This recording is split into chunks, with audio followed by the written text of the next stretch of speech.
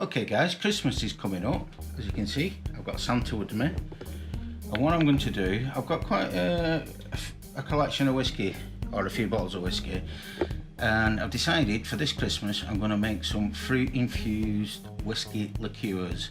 So what I'm going to do, what ingredients I've obviously got a bottle of whiskey there. So apple, cinnamon, so I'm going to do apple and cinnamon, which I'm going to infuse with sugar. Well, I'm going to do two. I'm going to do apple and cinnamon with sugar and apple and cinnamon with honey. See which one I prefer. And I've just raked into the freezer. I've got some frozen raspberries, some summer fruits, black forest fruits and some blueberries. Oh, and another bottle of whiskey. So I'm going to, sorry camera went bad there, I'm going to infuse it all together and see what I get, see which one I like. The idea is cut everything up, put it into the jars that I've got here and leave it for, well, 6 weeks or so, a couple of weeks to 6 weeks, and see what it's like, see which one I prefer.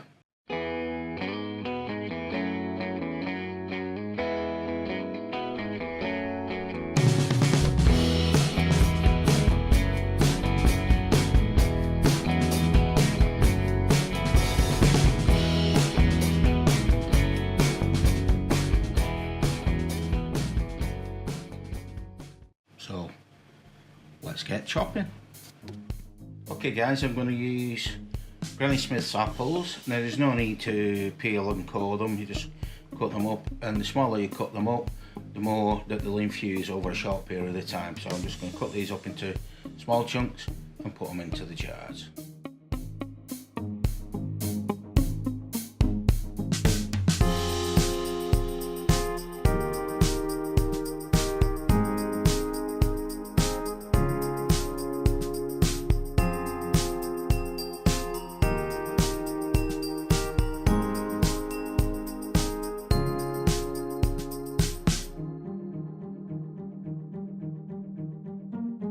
Okay guys, I was going to put 2 apples into each, but I think that's a little bit much for this size of jar, so I'm going to take some out and put 1.5 apples in each jar. Oh, bless you. Chelle in the other room sneezing. And what I should have said was, make sure that you get the apples what aren't waxed, and if they are waxed, then just wash them under the tap to get the plasticky wax off that the supermarkets put on them. Move it up.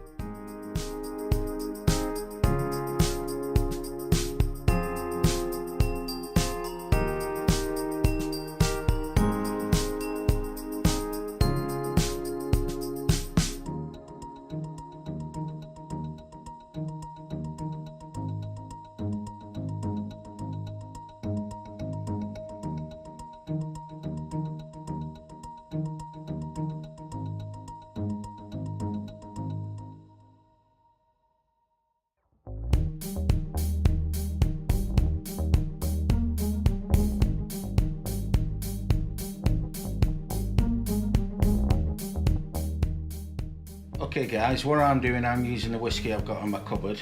I'm not going out and bought anything special for this experiment, so consequently I'm not using cheap whiskey.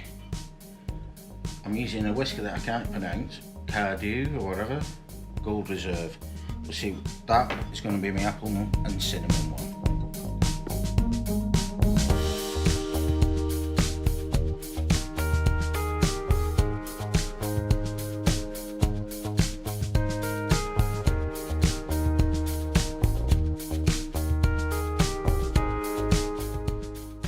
Okay guys, it's about right. I could probably get a little bit more apple in there, but we'll leave it as it is. Now one, I'm going to put sugar in, and one I'm going to put honey in, and Michelle's just finding some way of marking these jars so I know which one's which. Yeah, a post-it pad will be perfect, so I'm going to put 4 tablespoons of sugar in there, and probably 3 tablespoons of honey, because I've got a sweet tooth. I thought that was per bottle. What? I would half it. Might be. Yes. Yes. So 2 and 1. So it'll be probably 3 and 2, knowing me.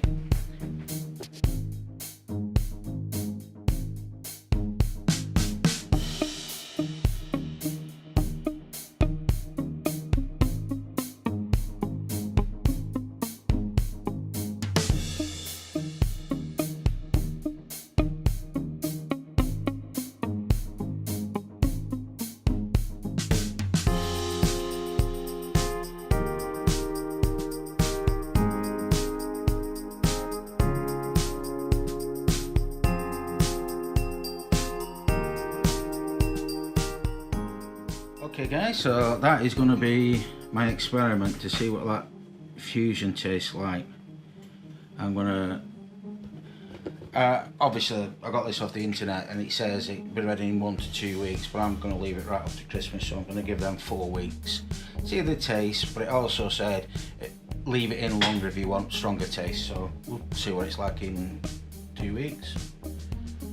It does also say taste it within a week, but I'm not going to do that because if I taste it and like it, I'll have to do another one.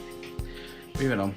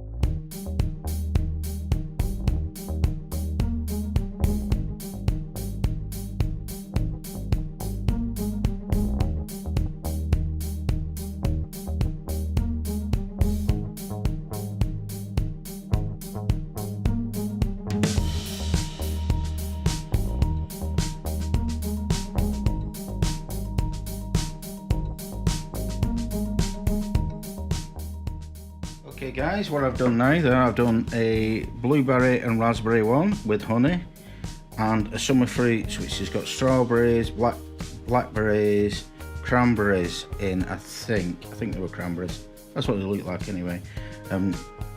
Either black currants or blueberries again, not sure. Now the whiskey I'm putting in with this is a Loch Lomond Classic single malt whiskey. Again, it's just what I've got in the house.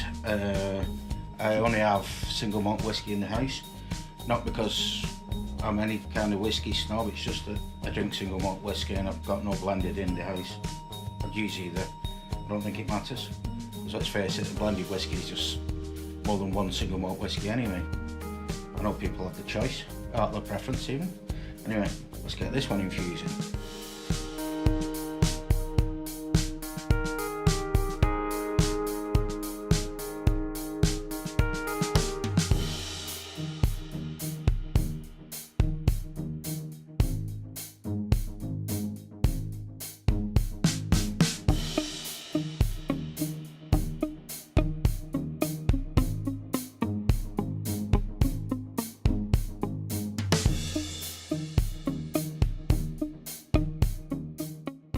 Okay guys, slight problem.